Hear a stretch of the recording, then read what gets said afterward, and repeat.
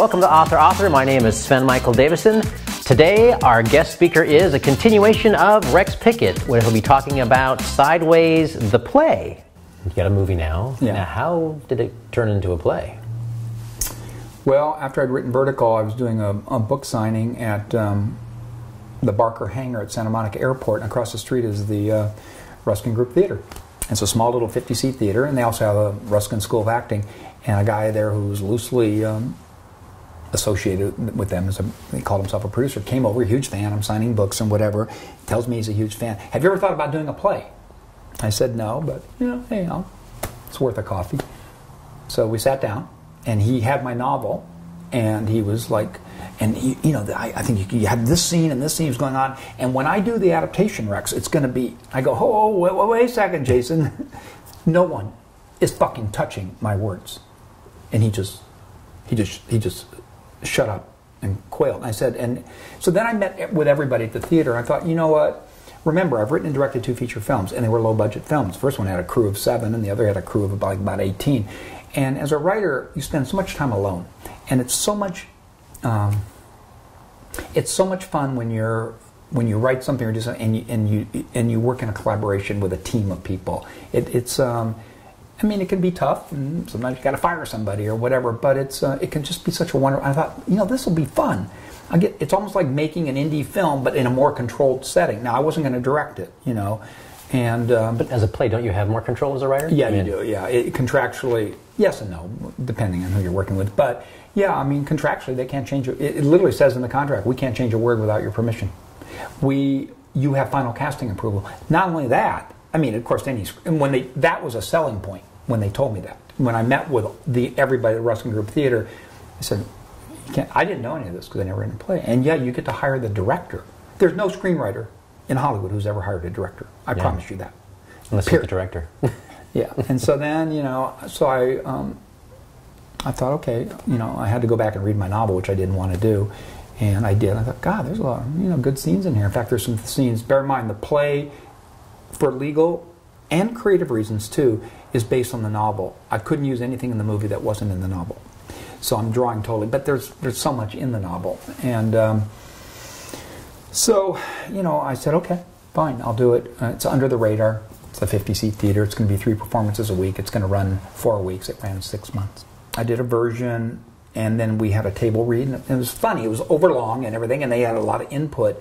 But it's a different kind of input than you get from Hollywood. I mean, the input you get from studios and other people, it's so bad. These are theater people. They're actually giving you, they don't want to step on your toes creatively. They're actually giving you practical stuff like, well, this scene, we might have trouble pulling this one off, Rex.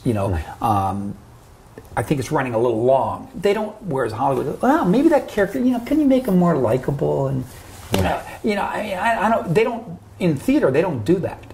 They accept the material, prima facie, what it is. They're not trying to twist and, turn you. And then at that point in Hollywood, it's all, how much are you paying me to vitiate my work? They don't do that in theater. I love working with them. It was one of the greatest joys of my life. So we did a couple versions and table reads, and then it was time to go and interview directors.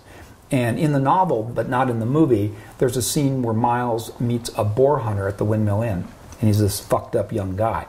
And they end up go out at night to hunt boar with this guy, and they take separate cars. And Jack doesn't want to go. This is fucked up and twisted. And Miles is basically just, to him, this whole trip is a train wreck. So we might as well just completely go fucking nuts. And Alexander didn't put the scene in there for good reasons. It would have been way too long of a movie. And it's the kind of scene that kind of works in the novel more than it would in a movie.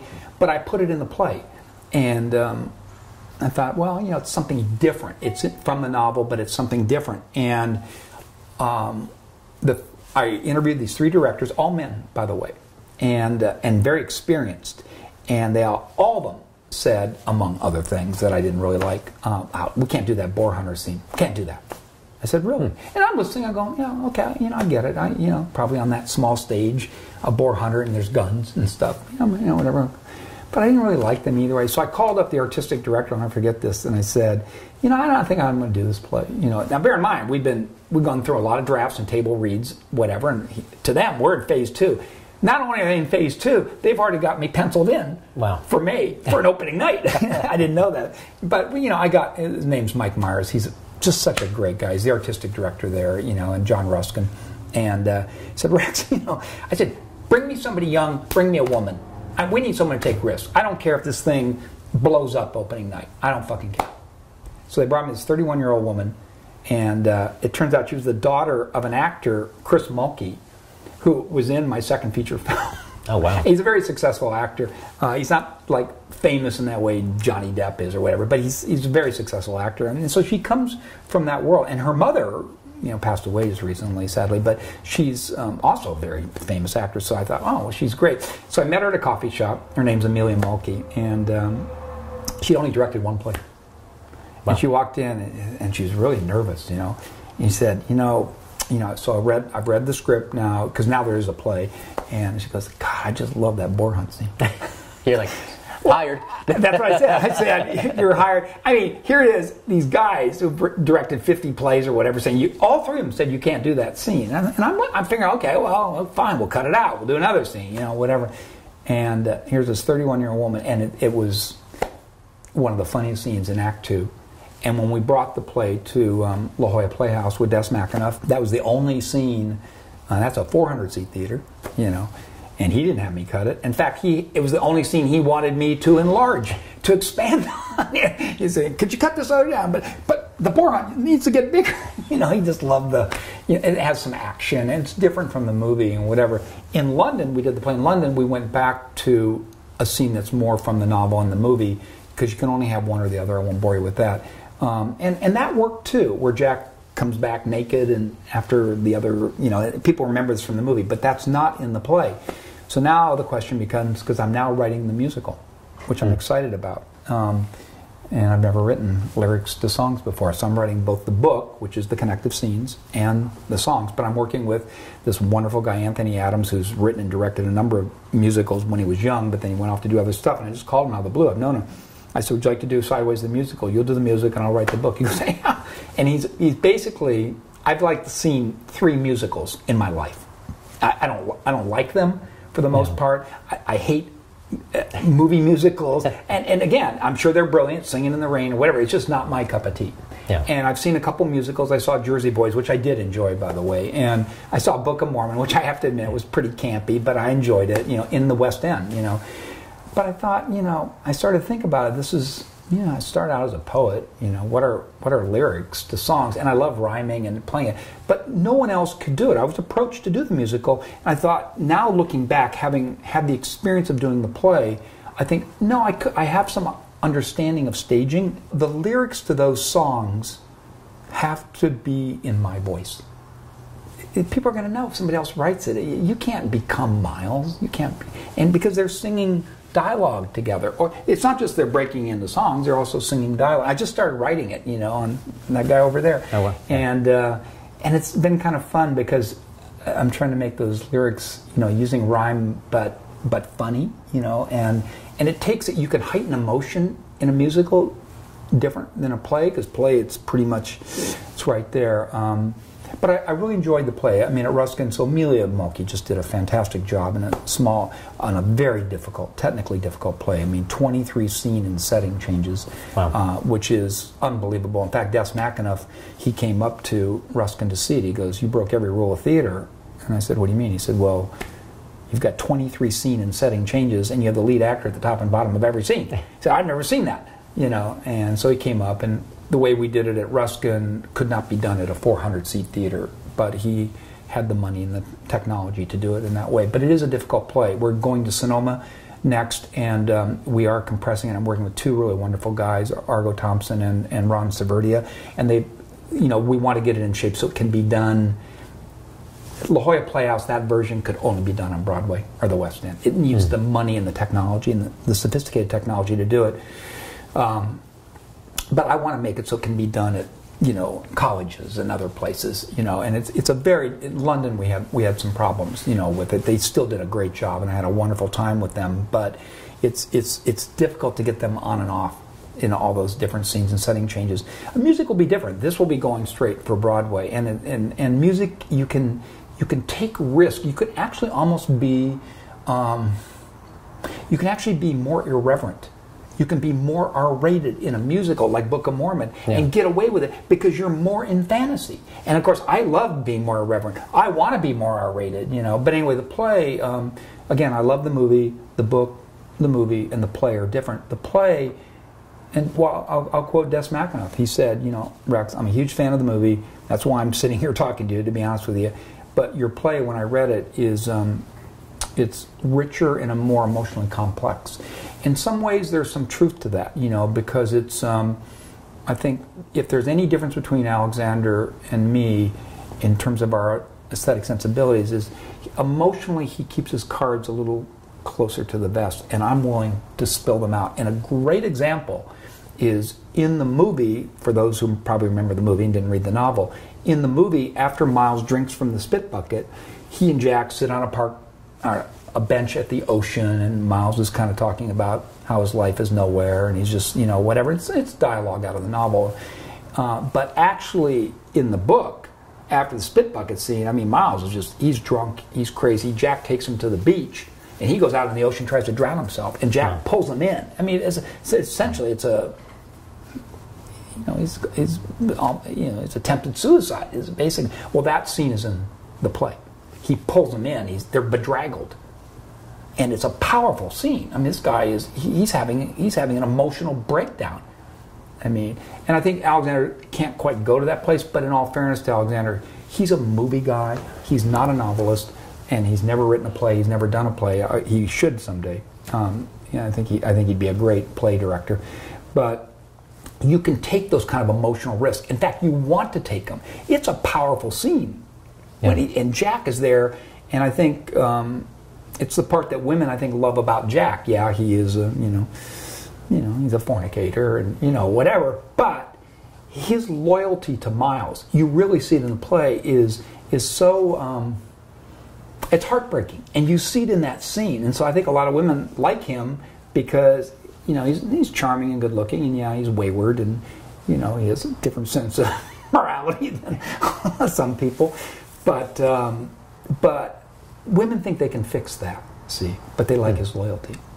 They like his strength to Miles, and you see it. It's my favorite scene in the play in Act 2. It almost brings tears to my eyes when I see it. It's just so, the way the two of them are there. That to me, but it's in the movie too. It just doesn't have the same emotional punch to it. And I think Alexander's right not to have done it, because in a movie it would have come across melodramatic. But in theater, melodrama works. And in a musical version, you can take it to another level, you know, because the music is heightening emotion. So I've never written a musical before, but I know I'm just, you know. It's exciting. Yeah, I mean, you know, to me, ultimately, at the end of the day, my friend Anthony Adams, you know, and he's going to write the music for it. You know, he said, Rex, still at the end of the day, and I don't want to bring up, it's about story. It's about character. Yes, it's a different medium. Yes, we have to write songs. Yes, you have to write lyrics, and the songs have to work and whatever. I get that. But still, at the end of the day, there's something archetypal about this story, about these two guys in midlife. I've had people come up to me who saw the movie and said, and they had to change their life. They thought they were missing out on something in life. I don't know what. I guess they should go off and just get crazy and maybe, you know, I mean, I've had a lot of people tell me that, you know, it struck that midlife crisis subliminal message. It strikes a nerve. You know, a lot of people think, I'm missing out. Life is passing me by. I need to be doing something. And they would just take these journeys to the San Ynez Valley and go wine tasting. And I mean, some guy just wrote me the other day on Facebook, Rex, me and 9 friends, we're doing our annual pilgrimage to you know, San Ynez, and we want to buy you dinner at the Hitching Post. I get these things all the time. Well, you know, I'm glad that, you know, it's you know, it still means that much to you, and that you know, but because I think I wrote from such an honest place, you know, and even if I fictionalized, and the same with Sideways Chile, I wrote from a very honest place of where I was at when I went down there 4 years ago, and I think that honesty, that bearing of the soul in a way that's not gratuitous, that's honest. You know, I think that resonates with people. We don't see that in films today. We see sensationalism, we see shallowness, we see, you know, I don't know, special effects and, you know, good and evil and monsters and all this other stuff. We're not really seeing real people. Miles and Jack are real guys. You know, Miles is not exactly, you know, not exactly Brad Pitt in his prime. Let's put it that way. You know, but he's a real person. Everybody feels real, and you know, we're not really. As I said to you a week ago, I'm not sure Sideways today, even with Alexander Payne attached, I'm not sure it would get greenlit. A sequel would automatically get greenlit because we're living in the franchise sequel world today, but I'm not sure it would. What, two guys going wine tasting and these two unknown actors? I'm not feeling it, Alexander. I'm not for $25 million. I'm not. Don't you have a monster movie in you?